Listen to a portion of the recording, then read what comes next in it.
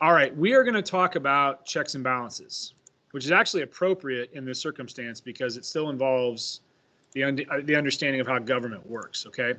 And so there were several weeks ago, or not several weeks ago, about a week ago, I had you all look at a chart that had the three branches of government, and it was something that I had you put in Notability. Now, you may know where that is, you may not.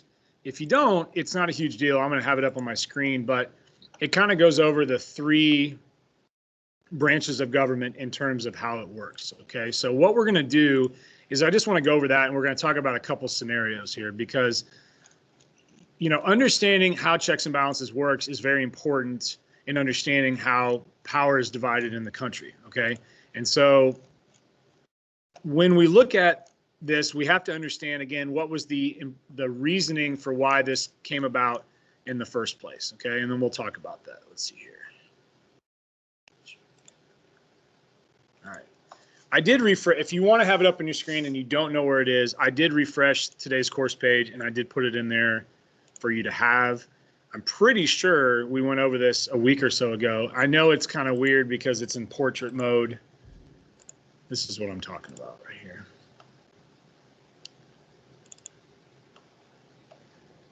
It's kind of weird the way it's laid out, but so let's talk about this just a little bit here. Okay, if we go back and we talk about the transition from going from the Articles of Confederation to the U.S. Constitution, Federalists like Alexander Hamilton argued that a stronger central government is needed to actually make the government function. And the Anti-Federalists feared that a stronger central government would allow for more abuse of power and create tyranny in the government.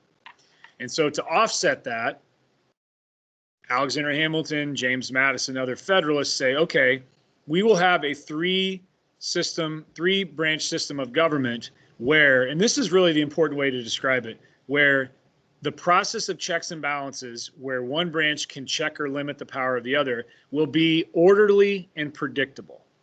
Now, that's not the phrasing they use, but I think it's a good way of describing it, orderly and predictable. Meaning, if you see an action taken by the president, where the president is going to make a decision to appoint, now I'm looking at number 19 here, appoint a cabinet position. So let's say there's a vacancy in the cabinet and he needs a new Secretary of the Treasury. If there's a vacancy for the Secretary of the Treasury and the president is going to choose someone for that role, we already know, and it's predicted, and it's an orderly process, that the legislative branch is going to go through that process of confirming that appointment. Now, that could be a cabinet position, or it could be a member of the Supreme Court. We just saw that happen. So we know it's not a guessing game. It's not something where we have to analyze what's going to happen next. We know that through the process of checks and balances, it goes from the executive to the legislative, or the legislative to the executive, or the judicial to the legislative. There are factors where that happens. So it's an orderly process, and you always, no matter what the circumstance is, have a scenario where one or more branches can check or limit the power of the branch who initiates that. So let's say, for example, that, well, we're going to go over some scenarios, so this will be perfect, okay? And so what we're going to do is we are going to look at, excuse me, we are going to look at some scenarios that involve checks and balances. And so I will give you a hypothetical scenario, and you're going to talk about the branch that would be involved and the action that would be taken by that branch. So it's kind of like the same circumstance with Bill of Rights to a certain extent, but we're not talking about the amendments of the Constitution. We're talking about the function of the Constitution more so, okay? So let me see if I can get this to work here.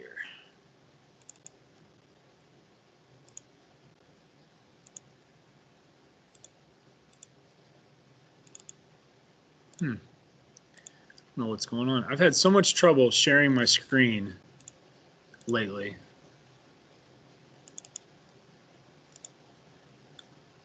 I don't get it. It's not coming up. on here.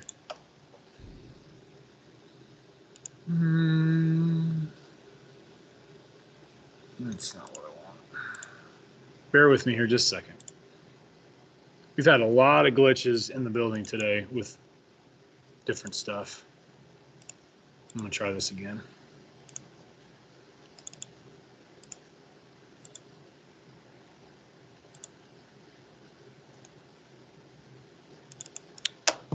Gosh dang it.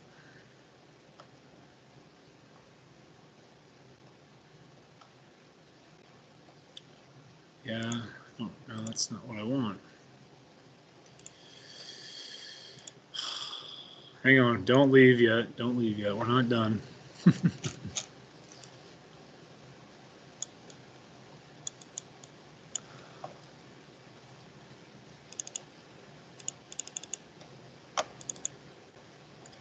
going to try this.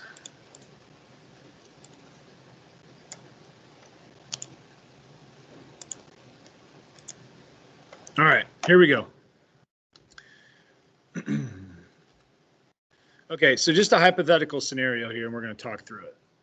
Congress passes the Internet Decency Act, which attempts to limit young people's access to profanity on the internet.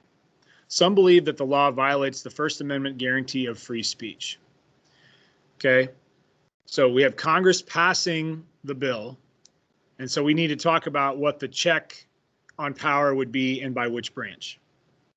So if you think you know, put your raise your hand, and then we'll talk through this. So we know Congress is the legislative branch, so the legislative branch cannot be checking its own power. It has to be one of the other branches. So what is that check going to be, and by which branch will it occur? Will it actually be? Cassidy?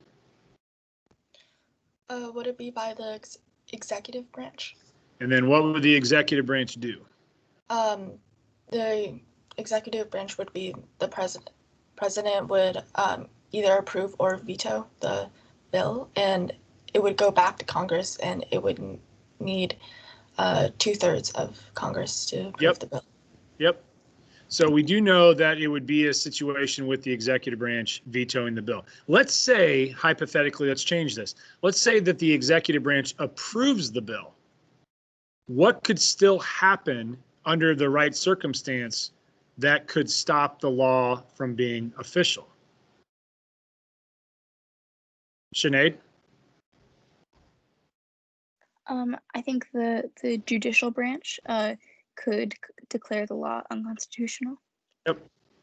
Now, this is important to understand because I like to explain it as the opposite of an assembly line. An assembly line is something comes down and then you pass along, you add something, you pass along, okay? The Supreme Court is not involved every single time a law is made. So there's not somebody, you know, like when the bill is approved in Congress and it goes to the president and he signs his name to it, he doesn't hand it over to somebody in the judicial branch for them to do a once over and say, yeah, we're good. The only circumstance that brings the judicial branch into play is if there's a lawsuit filed and there's a claim that the law violates the Constitution. If that's the case, the Supreme Court could rule that it is unconstitutional and base it on something in the Constitution or one of the amendments. But it's not, you know, and this is something that I explain a lot. The judicial branch is not waiting to review the law to give its final stamp of approval. That's only going to happen in a circumstance where there is believed to be a violation and there's a lawsuit made. Okay, let's do another one. President Nixon, Richard Nixon, is accused of being involved in illegal activities that include obstructing justice and abusing his presidential powers. So we have an action taken by the executive branch. So what do you think in this circumstance will be the action taken by another branch of government?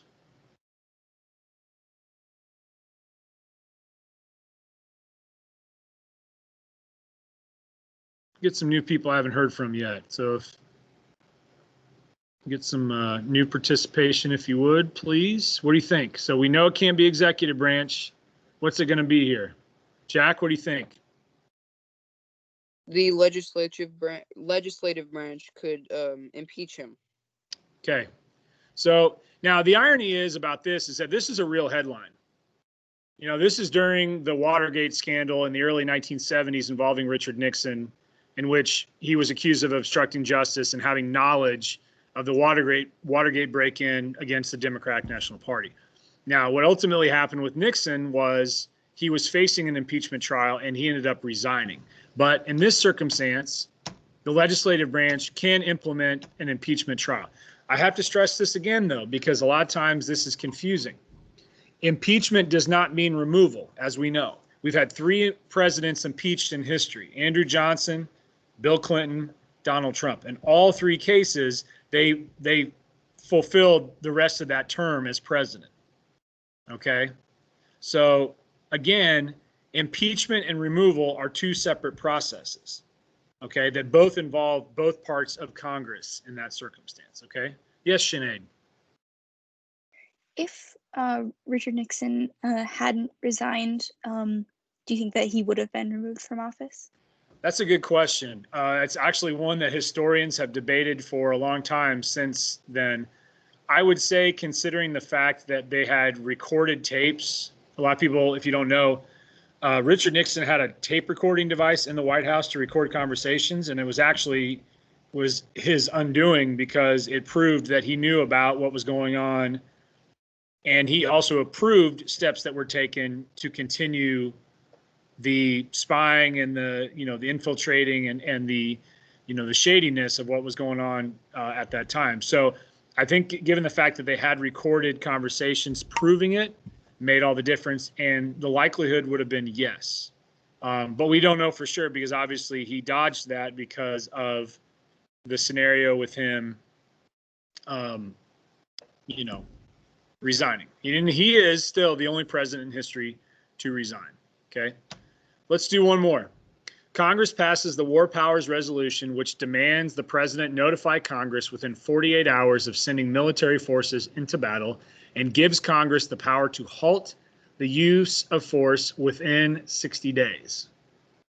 So what are we looking at here? We have an action taken by the legislative branch. What is going to be the next situation here with this? Lewin? Could the president veto it?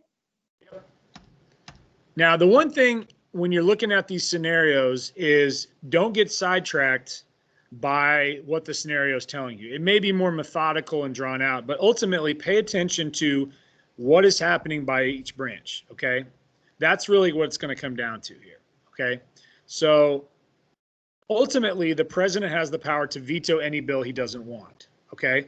It does give the legislative branch the ability to override that veto with a 2/3 vote, which is more difficult because if it's, if the bill's approved by a simple majority of 51% and the president vetoes it, you now have to increase the amount of support for that bill significantly in terms of votes to override the veto. Overriding the veto is not unusual and it's not super rare. It's more difficult, okay?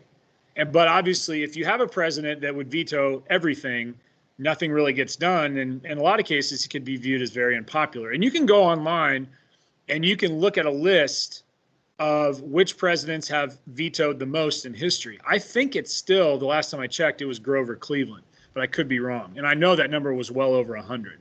I think George Washington only vetoed once his entire 8 years in office. So, all right. Before we depart, does anybody have any last minute questions about the election?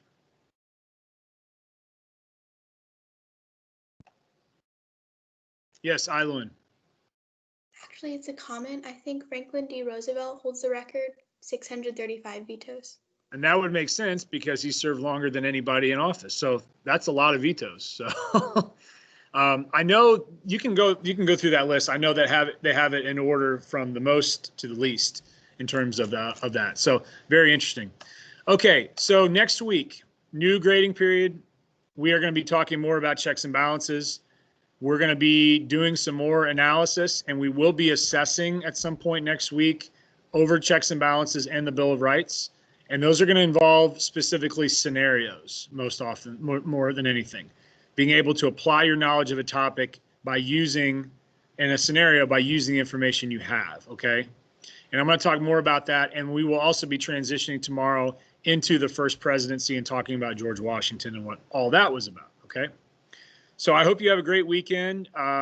If you do have anything out still for missing assignments, please get those done as soon as possible. And I will talk with you on Monday. Have a great weekend. Thank you.